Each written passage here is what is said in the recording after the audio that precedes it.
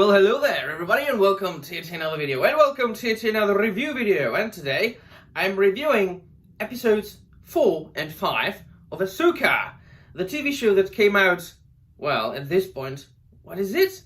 A year and a half ago? 2 years ago? It has been a while. I'm very late to the party, but I'm my own guy, you must know that if you've been following me for quite some time.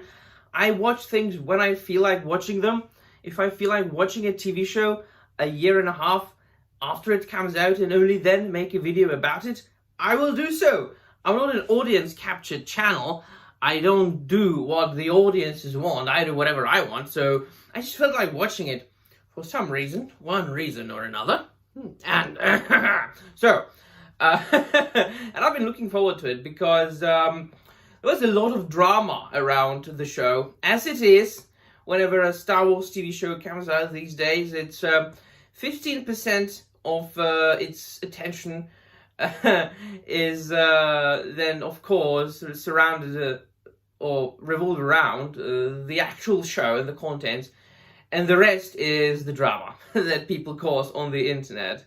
And I was especially looking forward to these two episodes because I knew that there were going to be some cameos.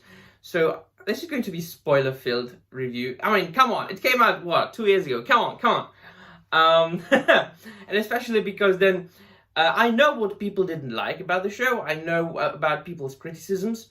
So I'm kind of in an advantage right now because I knew what to focus on. And it's mostly, like, people didn't like the fact that it was about Ahsoka. People seem to be divided into two camps. Like, they either love Ahsoka or hate Ahsoka. They hate Ahsoka because, well, she's Dave Filoni, no, Jon Favreau's? Dave Filoni's, yeah, Dave Filoni's creation.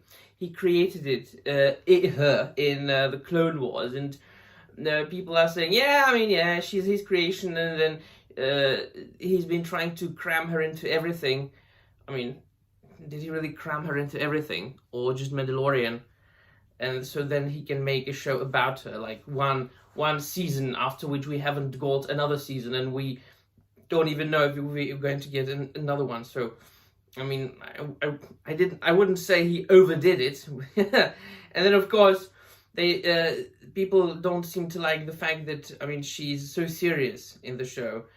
I mean, in the later episodes of the Clone Wars, and even though I haven't seen the Rebels, I know about her in that show. She was kind of serious in the later seasons of the Clone Wars and in Rebels, and then especially because I'm a man who likes to look at things objectively and from different points of view, and even if I don't agree with something or don't particularly enjoy something, I am able to look at it and then critique it like 100% objectively. And I'm not one of the people who would dislike Ahsoka. I mean, I did enjoy the Clone Wars for what it was, and I didn't mind Ahsoka, you know, the character. There are characters in the Star Wars universe that I dislike, but Ahsoka isn't one of them.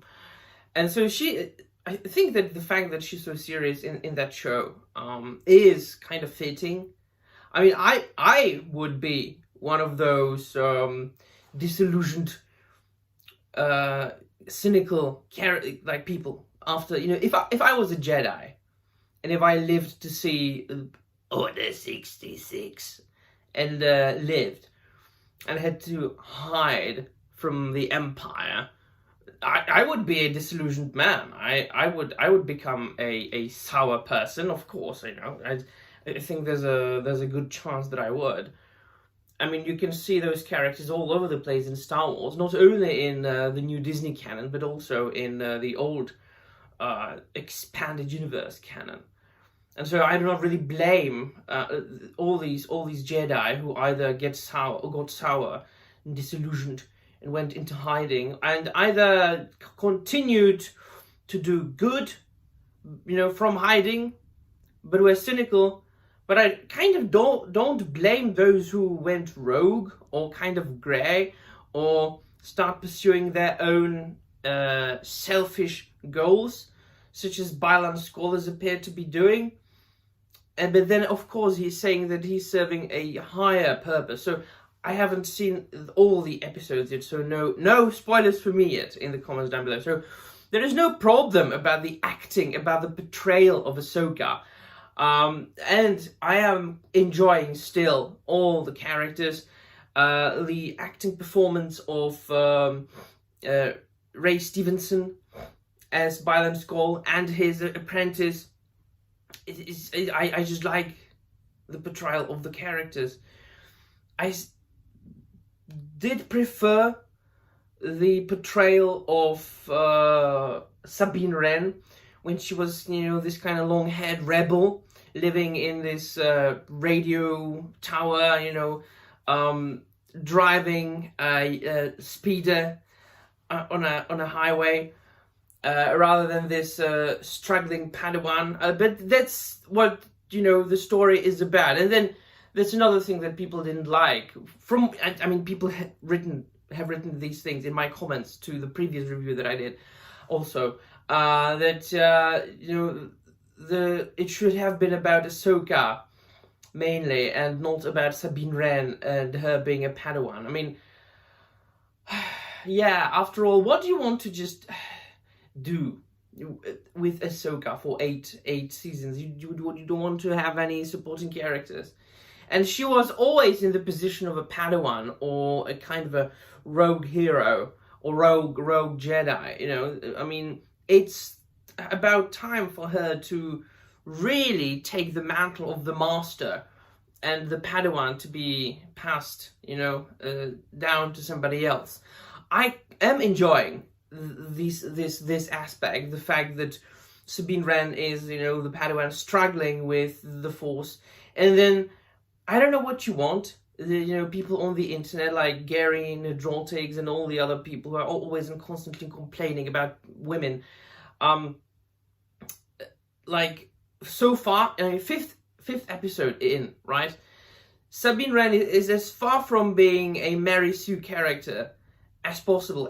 Anybody there, any woman in this show, or every single woman is as far from being a Mary Sue character as humanly fucking possible. So, people, this argument that Gary Nadroltigs and as Mr. Humpty Dumpty, Shouty Humpty Dumpty have had for, long years of criticism, this cannot be applied here. There are no Mary Sue characters. These chicks in that show are getting their ass kicked each and every single episode. They are struggling with their negatives. They are struggling with what they can't do. They are struggling with what they have to do. Ahsoka is struggling with her place in the universe, with her role as a master, with her past, with Anakin Skywalker, what her master turned out to be. The passages with Anakin, they were fantastic.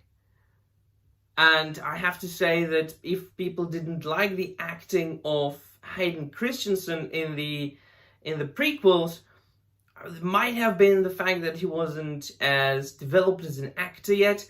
Might have been the direction of George Lucas, who knows? But his acting here is much better, 100% better than it was in the prequels, because we all know that his acting in the prequels was a bit planky, like a plank of wood acting kind of. It was very, very good acting here. So I liked the effects and I liked the editing of the dream hallucination sequence when she was facing Anakin and they were training, and those little flashes when he was turning into Darth Vader for a second. There was a cameo of Captain Rex, of course, and all the other clones, and it was, I think, the first time also, if I'm not wrong, when they portrayed the clone troopers in actual physical form. They weren't CGI. So yeah, that was cool. I don't want to forget anything. Then the chick, the whatchamacallit, the apprentice of Byron Skull, she's also getting, her ass kicked, kinda. She's constantly failing. Oh, they escaped, master. Shit, they escaped. Oh, shit. And Sabine Ren, so far, if she was a Mary Sue character, she would in this show be able to fully use the Force within 5 minutes of the start of the show, like fucking Rey did in an abhorrent sequel trilogy that we don't even talk about here. No, she's like, I actually kind of like the scene in the forest when she was fighting. I still can't remember the name of the apprentice. Jesus, of Balance Score. When she went like, I'm gonna use the Force now, and the chick says, you have no power, and Sabine Ren does this and like shoots like wrist blasters. It was kind of cool. So yeah, the first 3 episodes were kind of slow. It was like a slow start. People just mostly standing around and talking to each other. The plot, the story is now revolving more quickly, you know, with a faster pace. So yeah, what I am afraid of the most is the next episode, because I think it's going to be the one where Grand Admiral Thrawn is in, and I love Grand Admiral Thrawn from the expanded universe from the 90s, and I'm not sure if I like the physical portrayal of the character. But then again, I haven't seen it yet. I need to see the acting of, is it Lars Mikkelsen, I think, the guy who plays him. I need to see it. I'll probably see it today. We'll see. I'll review it then. So the show's okay. I mean, it's all right. Is it the best thing since sliced bread? No, it isn't. Is it the worst of the worst of the worst? No, it is absolutely isn't. It's all right. It's all right. So yeah, Stig, from the internet, my Norwegian friend, you feel free to lynch me. Right. Let me know in the comments down below what you think, and there will be all. Thank you very much for watching, and may the Force be with you.